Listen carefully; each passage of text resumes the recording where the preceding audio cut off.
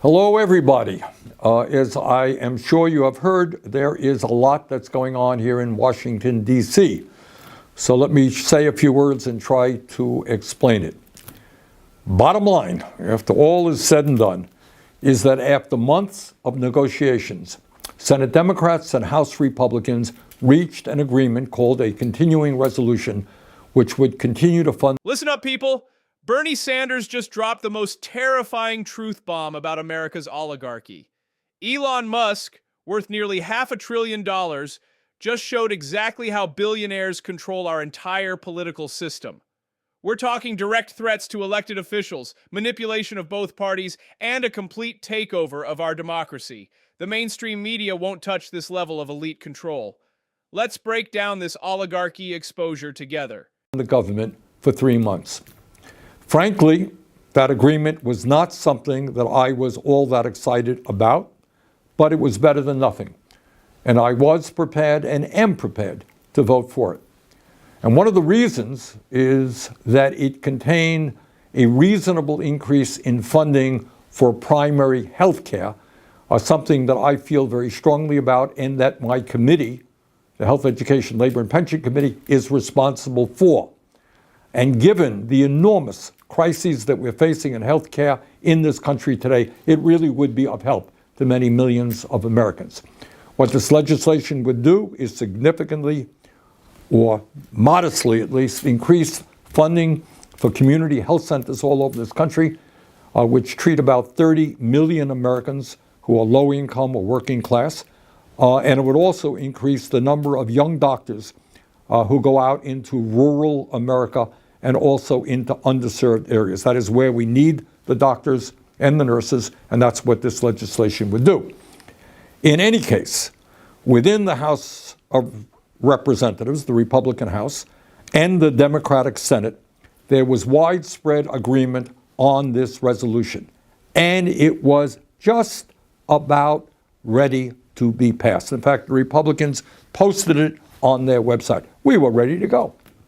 But then, out of nowhere, the wealthiest man in the world, Elon Musk, began tweeting his opposition. Hold up. See what's happening here? The richest man on earth isn't just posting tweets. He's literally telling elected officials how to vote. This is exactly how the oligarchy operates in plain sight. Pure power, zero accountability. To this legislation. In fact, he was very blunt about it.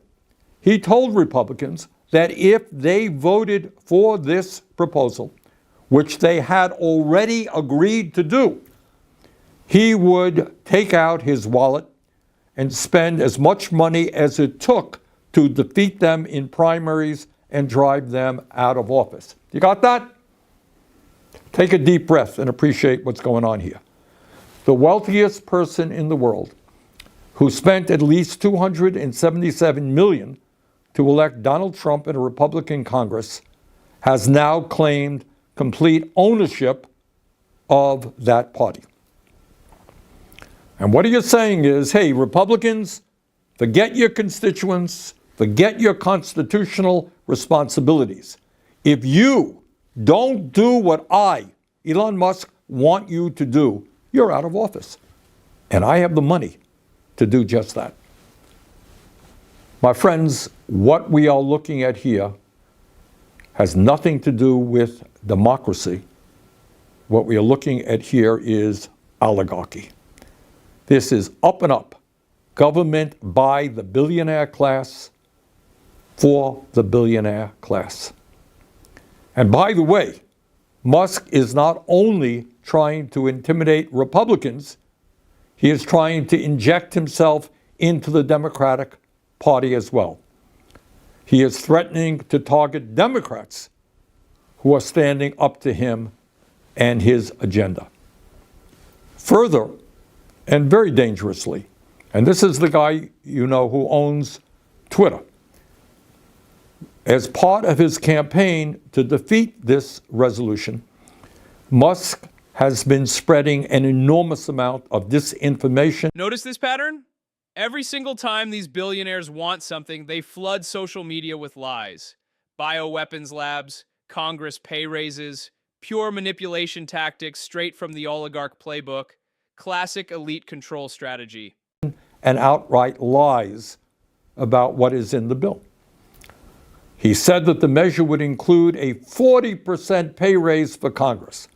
That's a lie.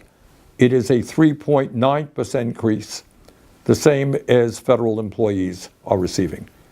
He said that this legislation would fund bioweapons labs. Not true. In fact, it provides funds to protect Americans from emerging infectious diseases. He said that the country would be just fine if the government shut down. Really? Here's what happens if Mr. Musk gets his way and the deal implodes. Funding for kids' cancer research gets cut. At a time when we are already paying the highest prices in the world for prescription drugs, pharmaceutical middlemen will be able to continue to overcharge you for your prescriptions. Americans recovering from devastating floods, fires, and hurricanes, often due to climate change, won't get the help that they need. That's what happens if the proposal goes down. And what happens if the government shuts down? Well, our troops won't get their paychecks. Nearly 7 million women and children who rely on WIC nutrition assistance could go hungry. And 2 million federal government workers, some of whom don't make a whole lot of money, won't be getting paid. Now let us be very clear. Elon Musk was not elected to be president of the United States. In fact, he was not elected to be dog catcher. And by the way, what all of this hoopla is really about, above and beyond everything I'm talking about, is that when Trump and Musk come into power in late January, do you know what their first order of business will be? You think it'll be to fix health care? You think it'll be deal with climate change? Deal with homelessness? Well, if you thought that, you're dead wrong. Their first order of business will be to provide massive tax breaks for the wealthiest people in this country and the largest corporations. So think about it. At a time of unprecedented income and wealth inequality, when Musk himself is worth almost $500 billion, what these guys want to do is give more tax breaks to billionaires and the heads of large corporations. So where do we go from here? Let us understand the gravity of what we are dealing with. This is not politics as usual. This is not just Democrats versus Republicans, conservatives versus liberals or progressives. It's much deeper than that. What we are dealing with right now is that the billionaire class, which owns so much of our economy, which owns so much of our media, they are now moving aggressively to own our political system as well. So we got a lot of work in front of us. We've got to educate, we've got to organize, and we have got to stop them. Listen, you guys, what Bernie just exposed isn't just about Elon Musk. This is about an entire system of billionaire control over our democracy. They're not even hiding it anymore. They're openly threatening elected officials, spreading lies, and rigging the game for themselves. If you're ready to expose this oligarchy, hit that subscribe button right now. Drop "Expose Oligarchs" in the comments if you're done letting billionaires control our democracy. The system doesn't want us connecting these dots, but we're just getting started.